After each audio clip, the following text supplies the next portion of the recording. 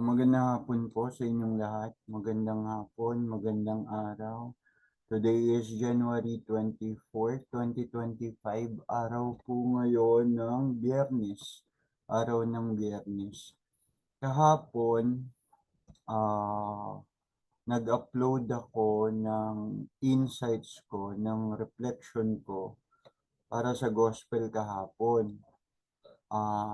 Nai-upload ko naman siya kagabi. Nai-upload ko siya kagabi.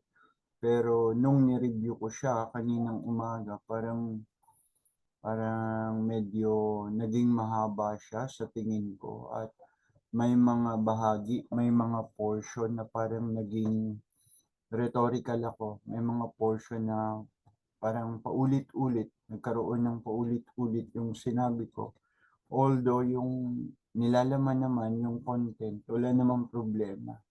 Wala naman akong nakitang mali. Yun nga lang, naging parang masyadong mahaba at may mga portion nga, bahagi na parang rhetorical, paulit-ulit. So, bilang attempt, bilang muling pagsubok, uulitin ko yung aking reflection, yung aking insight para sa gospel kahapon, January 23 po. So, yun yung ating pag-aaralan, yun yung ating pag-uusapan, yun yung magiging tema ng aking sharing, pagbabahagi para sa Ebanghelyo kahapon. Hindi po para sa Ebanghelyo ngayon. Okay? Again, nai-upload ko siya kagabi, pero nung ni-review ko, medyo parang naging mahaba at may mga bahaging naging paulit-ulit ako.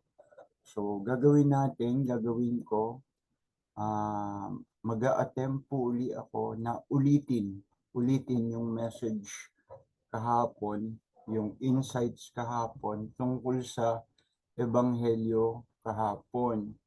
Sana mas maayos na ito ngayon kumpara kesa kahapon. Okay naman yung content nilalaman nung nai-upload kong video kahapon. Kaya lang yun nga po naging problema. So babalikan natin ang salita ng Diyos, Ebanghelyo para kahapon, January 23, 2025, araw ng Huwebes. So, simula po tayo. Bago tayo magsimula, tulad ng dati, tayo manalangin sa ngalan ng Ama, ng Anak, ng Espiritu Santo. Amen.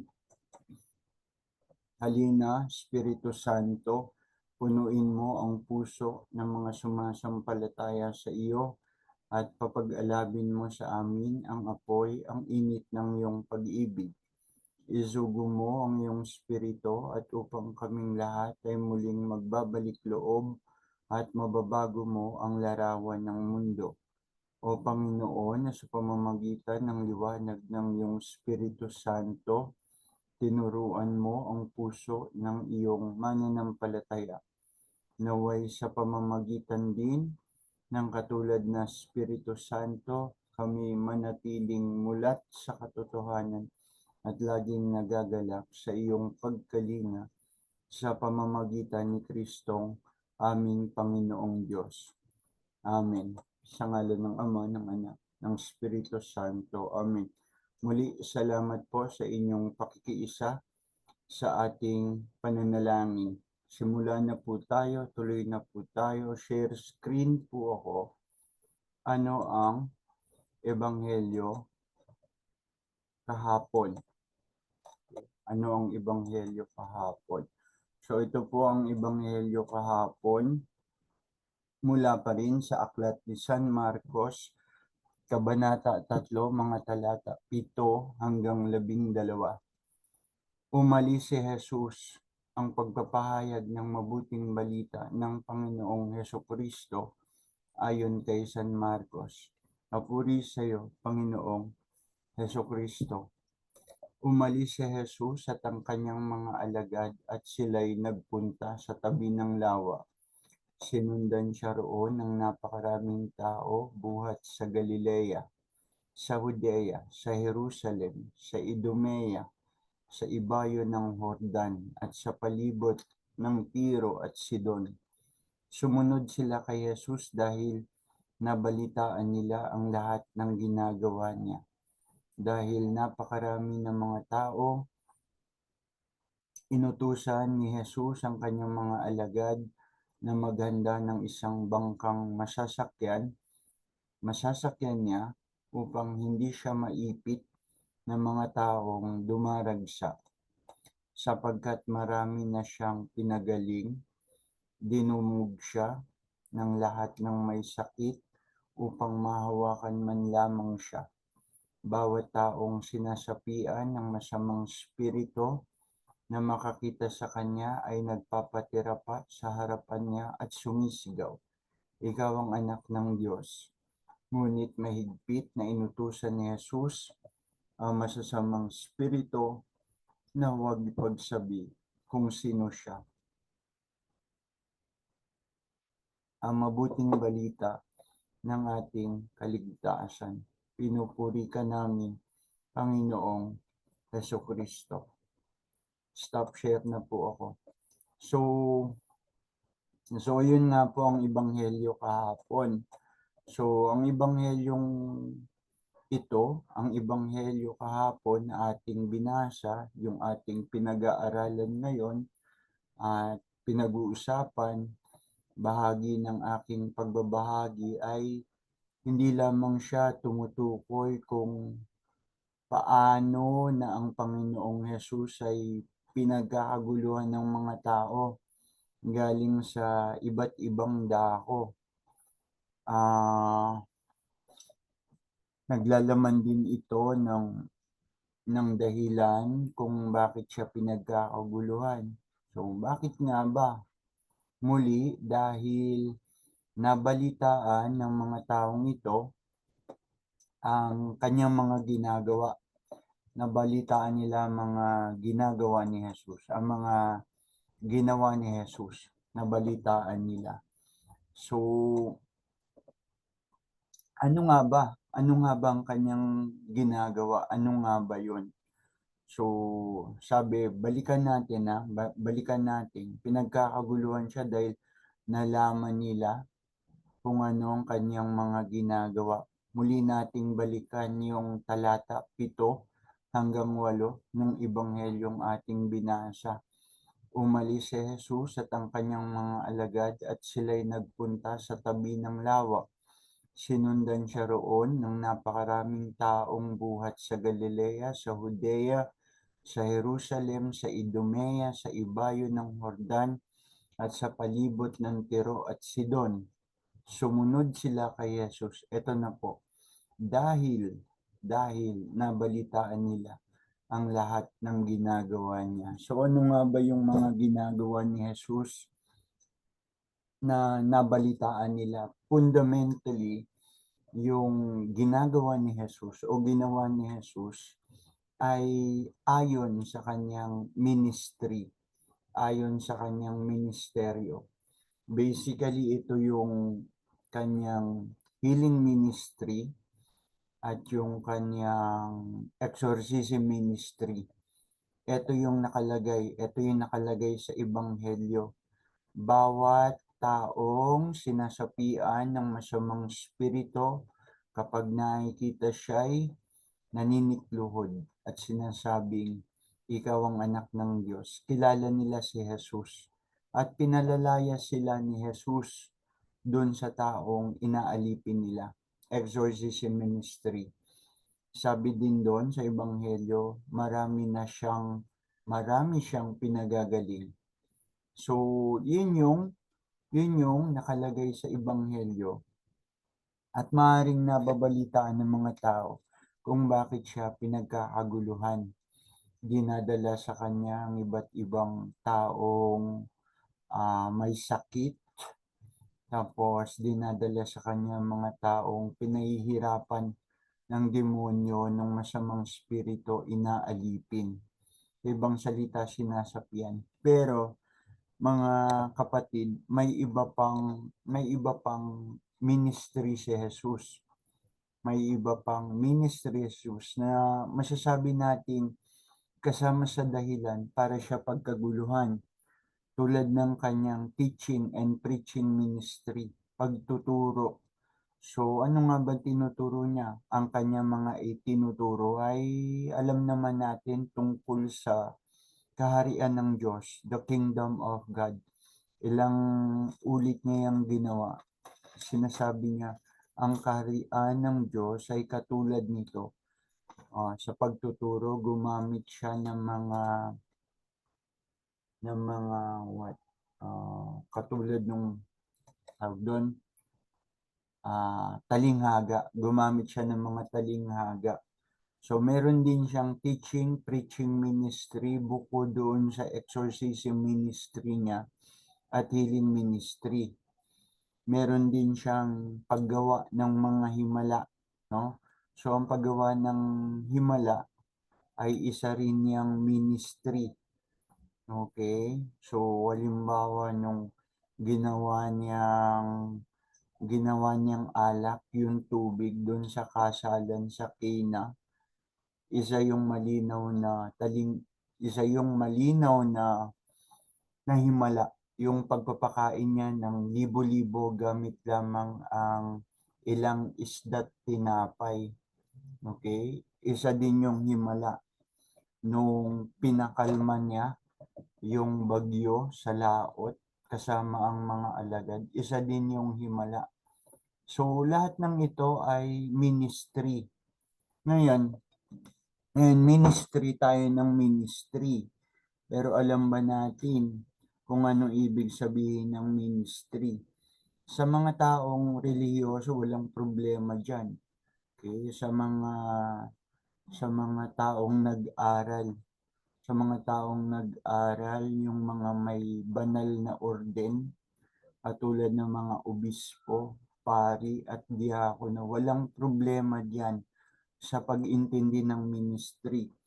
Pero tayong mga laiko, baka mamaya salita tayo ng salita tungkol sa ministry. Pero baka mamaya ang problema, hindi naman natin naunawaan ng ganap kung ano ang ministry. Ngayon linawin natin. Gagamitan ko ng Katolikong Encyclopedia, Catholic Encyclopedia. Ayon sa ating Catholic Encyclopedia, ano ang ministry? Ang ministry ay tumutukoy sa paglilingkod o gawain na isinasagawa ng mga taong relihiyoso o spiritual, nasa spiritual na konteksto, lalo na kaugnay sa simbahang Katolika. Ginagamit po natin Catholic Encyclopedia, ha. Sinasabi ko na ito ang pakahulugan nating mga Katoliko kung anong ministeryo. Okay? Kasi baka mamaya sa ibang reliyon, iba naman ang pakahulugan nila sa salitang yan, sa ministry. Pero sinasabi ko na po sa inyo, sa atin, ayon sa Catholic Encyclopedia, muli tumutukoy ito sa paglilingkod, gawaing isinasagawa ng mga individual sa relihiyoso o spiritual nitong konteksto. So, lalo na kaugnay sa mga gawain ng simbahan natin, Katolika. Ang salitang ito ay nagmula sa Latin na salitang ministerium, nangangahulugan paglilingkod o pag-aasikaso. Paglilingkod o pag-aasikaso mula sa Latin ministerium, na yun ang ibig sabihin. So, sa teolohiyang Katoliko naman, ang ministry ay karaniwang iniuugnay sa mga tungkulin, sa mga gawain, mga gampanin na isinasagawa sa pangalan ng ating simbahan. Particular na ginagawa, nakatanggap ng banal na orden. So talagang ang mga obispo, banal na orden, ang mga obispo, ang mga pari, ang mga diakono, yung consecrated life, banal na orden, yung may divine office, sila ang gumagawa niyan. Pero tayo din na mga laiko, maaari ding magkaroon ng paglilingkod na ganito. Ginagampanan natin ng mga laiko ang mga gawain tulad ng pagiging katekista, pagiging tagapagbasa sa oras ng misa. Ito yung tawag natin mga lector commentator. Yung mga katekista naman nagsisilbing guro sa mga katesismo, katuruan ng ating simbahan. So, tayong mga laiko, ang ministry natin pwedeng katekista, pwedeng lector commentator, tagapagbasa ng mga banal na salita ng Diyos sa oras ng misa, o pastoral na manggagawa. So, may mga pangunahing aspeto ang ministry sa ating paniniwalang Katoliko. 4 daw po. Una, yung sacramental ministry, sacramental na ministeryo. Tumutukoy ito sa pangangasiwa ng mga sakramento, pangunahing tungkulin ng mga inordinahang pari, mga kleriko. Okay? Ikalawa, so una again, sacramental ministry, and then teaching ministry, ministeryong pagtuturo. Kasama rito ang pangangaral, kasama dito ang pagtuturo ng pananampalataya, kasama rito ang paggabay sa spiritual at moral na pagbabago ng iba. Yung moral, gawin nating simpleng pakahulugan ng mga kabutihan. Okay? Pag sinabi moral values, things that are important, that pertains to what is good. Yan, ganyan na lang natin bigyang kahulugan ang pagiging moral at immoral. Pag sinabing moral, ang ano niyan, ang kasing kahulugan ay pagiging may kabutihan. Pag sinabing immoral, labag naman o labas sa kabutihan. So 1, sacramental ministry, 2, teaching ministry, ministrong pagtuturo, and 3, pastoral ministry. Ang pastoral ministry naman ay binubuo ng pag-aalaga sa spiritual at minsan physical na pangangailangan ng mga mananampalataya, mga charitable works tulad ng pagdalaw sa mga may sakit, pagtulong sa mga nangangailangan. Meron din pang-4, liturgical ministry. So, tumutukoy sa mga gampanin sa mga pampublikong pagsamba. Alam naman natin sa panahon ng ating pagsamba sa misa, dalawa ang liturhiya. Ang liturhiya ng salita, pagdiriwang para sa salita ng Diyos, at ang pagdiriwang sa pagpipiraso-piraso ng tinapay at alak. Pagbabahagi ng tinapay at alak na siyang katawan at dugo ni Kristo. So, liturgical ministry, tumutukoy sa mga gampanin sa pampublikong pagsamba tulad ng tagapagsilbi sa altar, okay, yung ating mga altar boys, yung ating mga lector commentator, at pambihirang ministeryo ng banal na komunyon, yung mga laikong katulong ng pari na nagbibigay sa atin ng komunyon. Sa kabuuan, ang ministry sa simbahang Katolika ay itinuturing na isang bokasyon. Bokasyon, hindi ito isang bagay na pagkakakitaan, sapagkat ang bawat bokasyon ay regalo. Okay? Kapag sinabi nating propesyon, doon tayo usually kumukuha ng ating kabuhayan. Pero 'pag sinabing bokasyon, ang bokasyon ay isang regalo, okey? Ang bokasyon ay pinagyayaman, ang bokasyon ay pinalalakas, ang bokasyon ay ibinabahagi, 'yan ang bokasyon. At wala tayong direktang pakinabang diyan, materyal o monetary, bokasyon. Pero ang propesyon, dun nga tayo kumukuha ng ating kabubuhay. Magkaiba pa rin yun. Puwede mo namang ituring na ang iyong propesyon ay bokasyon mo na rin. Katulad ng pagtuturo, it's both vocation and profession. At itong bokasyon nito ay pakikibahagi sa misyon ni Kristo na nakaugat sa paglilingkod sa Diyos at kapwa. Yun nga, common denominator, paglilingkod ang ministry. Lahat ng ginawa ni Jesus, paglilingkod. Meron din siyang discipleship ministry. Tinuruan ni Jesus ang kanyang mga alagad tungkol sa paglilingkod, okay, sa service.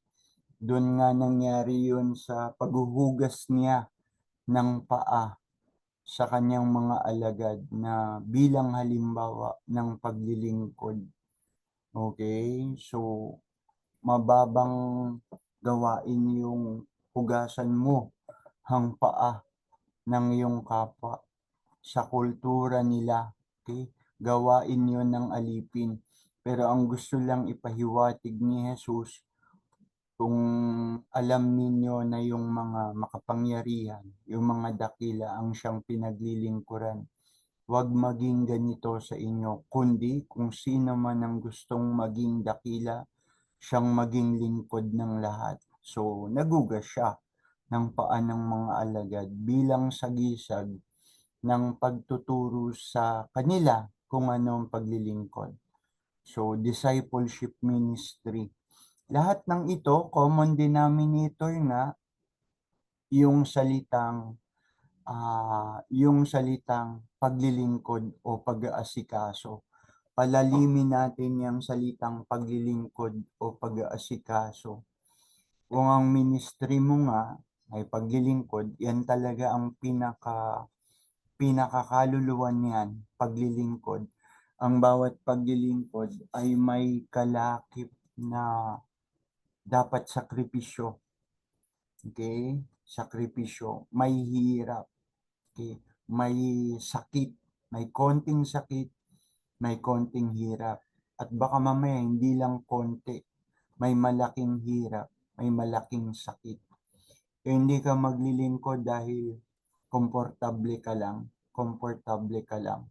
Parang nangyari yan sa buhay minsan parang narinig ko sa buhay ni Father Jerry na nung bata siya, siya ay isang altar server.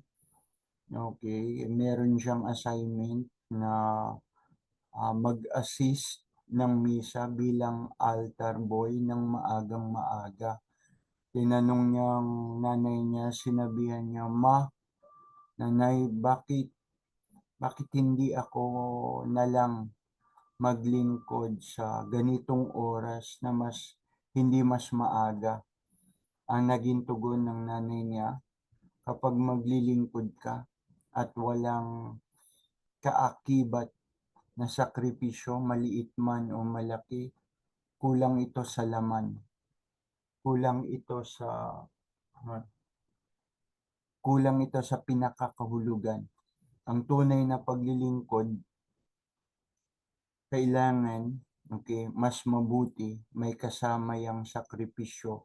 Kung kailangan gumising ng maaga because yun ang oras ng assignment mo para maglingkod, gagawin mo. That is a sakripisyo. Kung ang simbahang paglilingkuran mo, halimbawa altar server ka, ay maputik, dadaan sa bukirin, sa mga pilapil, magsasakripisyo ka ng hirap, lalakad ka sa putikan, hindi naman makasasakay Hindi kinakailangang sumakay sa traktora o kalabaw. Alam ko po, naintindihan niyo ibig ko sabihin, ang paglilingkod upang magkaroon ng mas malalim na laman, mas malalim na kahulugan, dapat may kasamang sakripisyo. Service with sacrifice. At itong service with sacrifice, ang pinaka talaga kaluluwa ay manggagaling sa pag-ibig o pagmamahal. Anong mang paglilingkod, anumang pagsasakripisyo, hindi yung tunay na paglilingkod, hindi yung tunay na pagsasakripisyo kung walang kaakibat na pag-ibig. Okay? Kung walang kaakibat na pag-ibig. Ang ministry, hindi yan parang social work lang, ha? Hindi naman sa minamaliit ko mga social worker. Pero ang ministry, hindi yan basta parang social work lang. Okay? Or for humanitarian na reason. Hindi ganun ang katwiran lang yan pag sinabing ministry. At itong ministry ni Jesus, ginawa niya lahat yan bilang pagsunod sa kalooban ng Diyos. Pagsunod sa God's will. Okay? In obedience to God's will. Kasama yan sa pwede nating pag-usapan sa Ebanghelyo kahapon. So ano ba itong God's will? Kapag ang buhay mo ay naaayon sa plano ng Diyos sa iyo o sa sino man. Kapag ang ginagawa mo, kapag ang lahat ng ginagawa mo, iniisip mo, lahat ng tungkulin mo, makikita mong ayon sa plano ng Diyos sa iyo at para sa iba, ginagawa mo ang kalooban ng Diyos. Dahil saan nga ba makikita ang kalooban ng Diyos? Sa pagbabasa ng sacred scriptures, sa pagbabasa ng Biblia, sa pagbabasa ng salita ng Diyos, sa pag-unawa dito. Pero upang tuklasin, upang malaman at upang makita ang kalooban ng Diyos, hindi sapat na basahin lang ang Biblia. Kasi ang Biblia, hindi naman ito basta bumagsak na lang sa harapan natin na ating babasahin at bibigyang interpretasyon. Hindi tayo sola scriptura, by Bible alone. Hindi tayo ganong mga Katoliko na maaaring hindi nila alam. Okay? Kasi bago ang Biblia, bago dumating ang Biblia, bago isinulat ang Biblia, nauna ang simbahan. Naunang itinatag ang simbahan. Naunang pumilit naglagay ang Panginoong Hesus ng mamumuno sa simbahang ito. Simbahan, hindi yung bato, ha, hindi yung bato na tinutukoy, ha, kundi yung katawan ni Kristo. Tayong mga naniniwala at nananampalataya kay Kristo. Yun yung sinasabi kong simbahan. So, nagtatag siya ng simbahan, pumili siya ng mga tao na siya magiging pinuno ng simbahang ito. Siyang magtuturo ng mga katuruan kahit wala na siya at muling nagbalik na siya sa kaluwalhatian. So bago ang salita ng Diyos, bago ang sacred scriptures, tinatag ang simbahan. Makikita ang kalooban ng Diyos sa banal na kasulatan, sa sacred scriptures, at sumunod, makikita din ang kalooban ng Diyos mula sa mga aral na itinuturo sa atin ng simbahan. Simbahang tinatag ng Panginoon. So doon makikita ang plano ng Diyos. Saan makikita ang plano ng Diyos? Sa banal na kasulatan, sa mga itinuturo ng ating simbahan. At yung pangatlo, yung malalim, yung taimtim na pagdarasal ng may paghahanap dito sa kalooban ng Diyos. Ang gawin ng kalooban ng Diyos ay mangangahulugan na ang ginagawa natin is with alignment na ayon sa kanyang mga banal na plano. Saan makikita ang kanyang mga plano? Ang plano ng Diyos nasa sacred scriptures, nasa simbahan, sa mga turo ng simbahan, at ikatlo, sa taimtim na pananalangin. sa taimtim na pananalangin. Panginoon, ano ba ang kalooban mo sa akin? Panginoon, ano po ba ang mga ipinagagawa mo sa akin? Panginoon, ano po ba ang mga tungkuling iniatang mo sa aking balikat bilang krus na kailangan kong pasanin? Yan, yan. Minsan sabi ni Jesus sa mga alagad, may pagkain akong di niyo nakikita. At nag-usap-usap ang mga alagad, nagbulong-bulungan at ang sabi, may pagkain kaya siyang itinatago o nagtatago kaya siya ng pagkain. Nilinaw ni Jesus na ang kanyang pagkain, ang aking pagkain ay gawin, tupdin ang kalooban ng Ama ng Diyos. Yun ang aking pagkain. Yun ang paglilinaw ni Jesus. May pagkain akong hindi nyo nakikita. Nang magbulong-bulungan sila, sabihin, nagtatago kaya siya ng pagkain o may tinatago kaya siyang pagkain. Nilinaw ni Jesus na ang kanyang pagkain ay ang gawin ang kalooban ng Diyos. So, diyan natin tapusin yan. Kapag nakita na natin kung anong plano ng Diyos galing sa pagbabasa natin ng Biblia, galing sa mga natutunan nating turo ng simbahan, galing sa bunga ng ating taimtim na pananalangin, kung anong plano na niya sa atin, ang sumunod na doon ay pagsunod, obedience, napakalaking bagay. Anong silbi na malaman mo lahat ng plano ng Diyos para sa iyo kung di ka naman susunod? Anong silbi na maunawaan mo ang lahat ng nakasulat sa Biblia, ngunit wala ka namang gagawin para dito? Di ka naman susunod.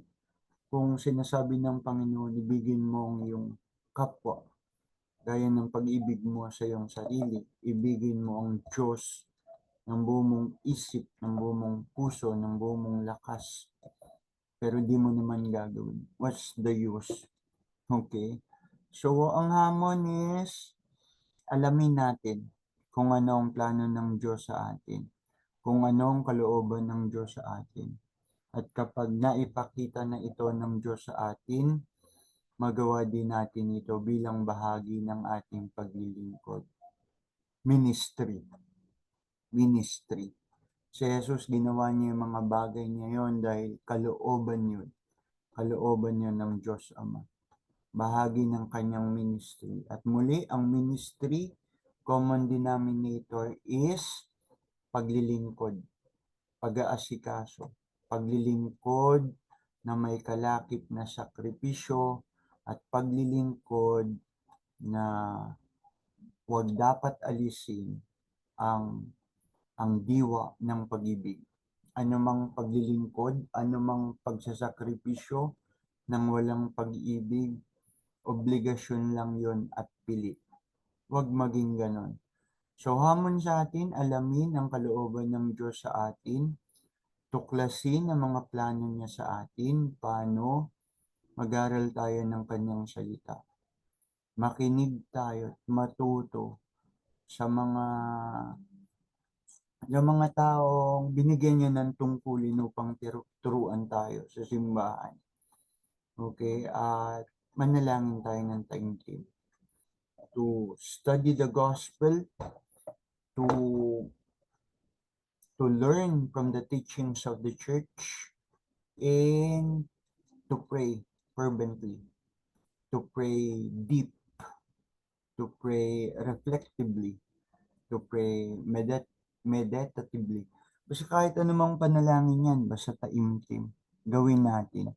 At kapag nakita na natin muli ang plano ng Diyos sa atin, kung ano ang niloloob ng Diyos sa atin, sumunod na po tayo.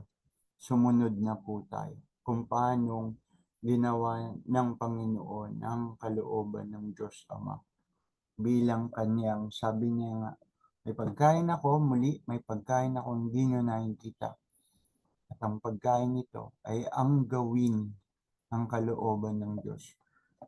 Salmo responsorio, salmong tugunan din dun sa ebanghelyo kahapon, Lord, here I am. I come to do your will.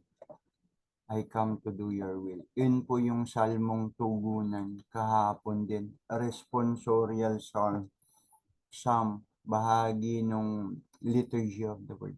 So magandang hapon po sa inyong lahat. Diyan natin tapusin. Mahaba pa rin, pero mukhang mas maayos na kaysa kahapon.